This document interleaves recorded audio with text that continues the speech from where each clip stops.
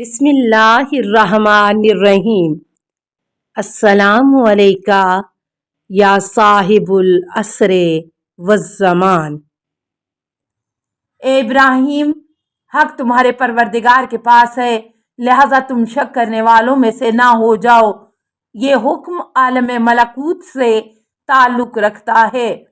میں نے عرض کیا ہے فرزند رسول صلی اللہ علیہ وآلہ وسلم، ملکوت کے حکم سے کیا مراد ہے؟ امام علیہ السلام نے فرمایا، اللہ تعالیٰ اور اس کے انبیاء کا حکم، جیسا کہ حضرت خضر علیہ السلام اور حضرت موسیٰ علیہ السلام کے قصے میں بیان ہوا ہے۔ جب وہ دونوں آپس میں ملے تو حضرت خضر علیہ السلام نے فرمایا، تم ہرگز میرے ساتھ صبر نہیں کر سکتے، اور یہ کیوں کر ممکن ہے کہ جس چیز کے اسرار سے تم آگاہ نہیں ہو اس پر صبر کر سکو۔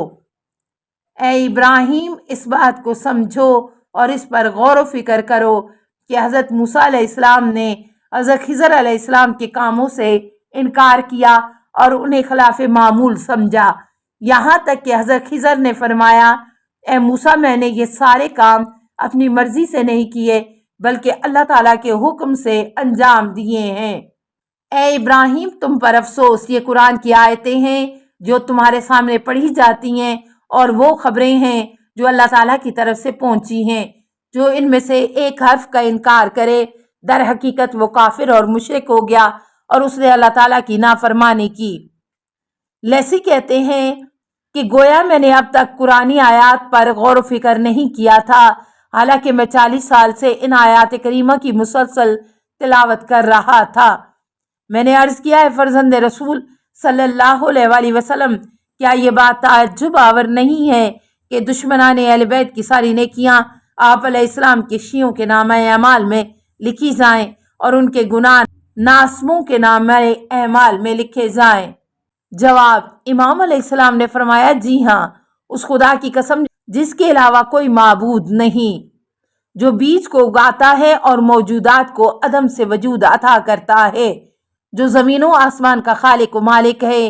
میں نے تجھے حق و صداقت کے علاوہ کچھ نہیں بتایا اور صدق و سچائی کی بات بتا دی۔ اللہ تعالیٰ نے ان پر کوئی ستم نہیں کیا، کیونکہ خدا تعالیٰ اپنے بندوں پر ظلم و ستم نہیں کرتا، اور جو کچھ میں نے تجھے بتایا اس کا ذکر قرآن حکیم میں موجود ہے۔ میں نے عرض کیا، کیا یہ سب کچھ قرآن میں موجود ہے؟ امام علیہ السلام نے فرمایا، جی ہاں، یہ بات قرآن حکیم میں کم از کم 3 مقامات پر بیان کی گئی ہے۔ اگر تم چاہو تو وہ تمہارے سامنے بیان کروں۔ میں نے کہا، جی ہاں فرزند رسول صلی اللہ علیہ وآلہ وسلم۔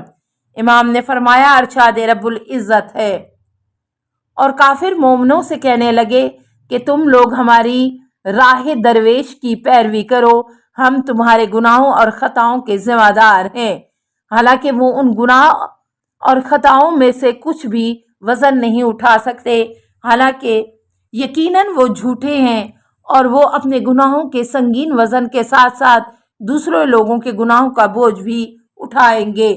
اے ابراہیم، کیا مزید سننا چاہتے ہو؟ میں نے عرض کیا، جی ہاں۔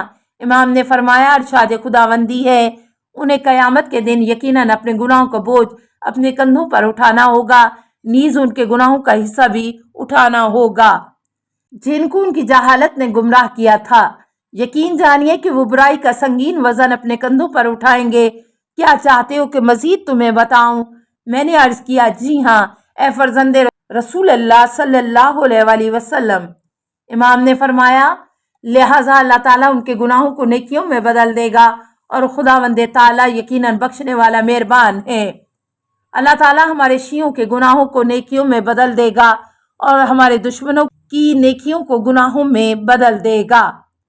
جلال خداوندی کی قسم اور وجیہ اللہ کی قسم، یہ حکم اس ذات کا ہے جو عدل و انصاف کا مالک ہے، اور اس کے حکم کو کوئی رد نہیں کر سکتا اور اس کے حکم کا کوئی پیچھا نہیں کر سکتا، اور وہ سننے والی ذات ہے۔ کیا تم چاہتے ہو کہ 2 تینیت خاک کی آیتیں میں مل جانے کا ذکر قرآن کریم سے بیان کروں؟ میں نے عرض کیا، جی ہاں اے فرزند رسول صلی اللہ علیہ وآلہ وسلم۔ امام نے فرمایا کہ اے ابراہیم، پڑھیں جہاں ارشاد خداوندی ہو رہا ہے، جن لوگوں نے بڑے گناہوں اور بڑے اعمال سے دوری اختیار کی، سوائے گناہان صغیرہ کے۔ بے شک تیرا پروردگار وسیع مغفرت کا مالک ہے اور وہ تمہاری نسبت سب سے زیادہ جانتا ہے۔ اس وقت سے کہ جب تمہیں زمین سے پیدا کیا، یعنی پاکیزہ اور گندی زمین سے، لہٰذا تم خود کو پاکیزہ مت دکھاؤ، اور جو تقوی اور پرہیزگاری اختیار کرے گا وہ اسے خوب جانتا ہے۔ فرمایا کہ تم میں سے جو نماز، روزہ، زکوٰۃ اور زیادہ عبادت کرتا ہے وہ اپنے ان اعمال پر فخر و تکبر نہ کریں، کیونکہ اللہ تعالیٰ اس شخص سے خوب واقف ہے جو تقوی اور پرہیزگاری اختیار کرتا ہے، کیونکہ گناہان صغیرہ کے مزاج سے ہم آہنگ ہے۔ اے ابراہیم، چاہتے ہو کہ تمہیں مزید بتاؤں؟ میں نے کہا جی ہاں اے فرزند رسول صلی اللہ علیہ وآلہ وسلم۔ امام علیہ السلام نے فرمایا ارشاد خداوندی ہے، جیسا کہ ابتدائے خلق میں اس نے تمہیں پیدا کیا، دوبارہ قیامت میں تم اٹھائے جاؤ گے۔ ایک گروہ کی اس نے ہدایت کی، جبکہ دوسرا گروہ اپنی نااہلی کے باعث ضلالت و گمراہی کا حقدار ٹھہرا۔ یہ وہی لوگ ہیں جنہوں نے اللہ تعالیٰ کو چھوڑ کر شیاطین کو اپنا ولی قرار دیا، یعنی انہوں نے ائمہ کرام کو چھوڑ کر ظالم و جابر پیشواؤں کو اپنا امام بنا لیا۔ یہ لوگ گمان کرتے ہیں کہ یہ ہدایت یافتہ ہیں۔ اے ابوالاسحاق، آیتیں خوب پہچان لے۔ فرامین ہماری احادیث کا نچوڑ ہمارے اسرار اور پوشیدہ خزانوں میں سے ہیں۔ واپس چلے جاؤ اور سمجھدار مومن کے علاوہ کسی کو ہمارے اسرار سے آگاہ نہ کرو، کیونکہ تو نے ہمارے اسرار کو پھیلایا تو تمہاری جان و مال، اہل و عیال خطرے میں پڑ جائیں گے۔ سوال: اسحاق قمی کہتے ہیں کہ میں نے حضرت امام محمد باقر علیہ السلام کی بارگاہ میں تشریف آور ہوا تو میں نے عرض کیا قربان جاؤں کیا مومن زانی ہو سکتا ہے؟ جواب: امام نے فرمایا ہرگز نہیں۔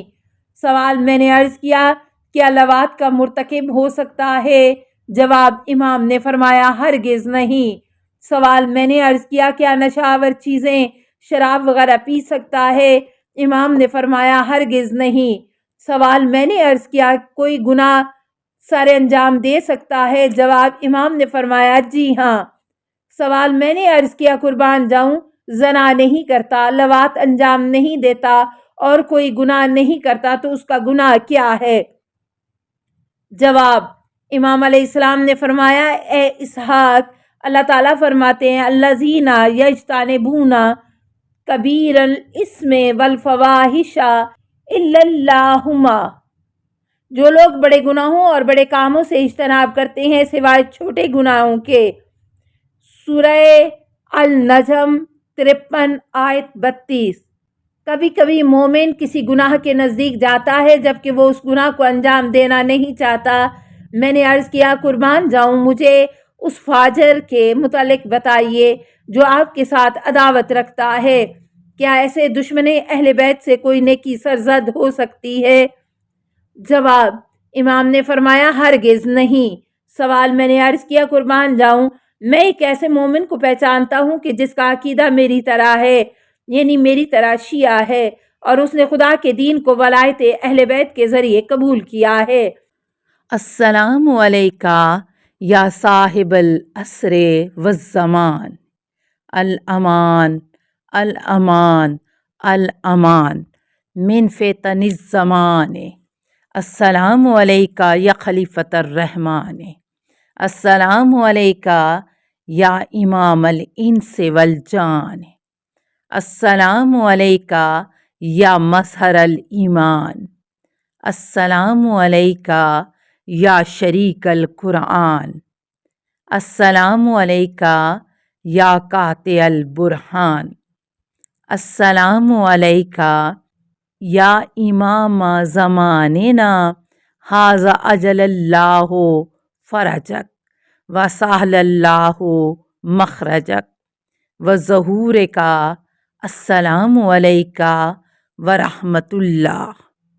اللہم صلی علی محمد و آل محمد۔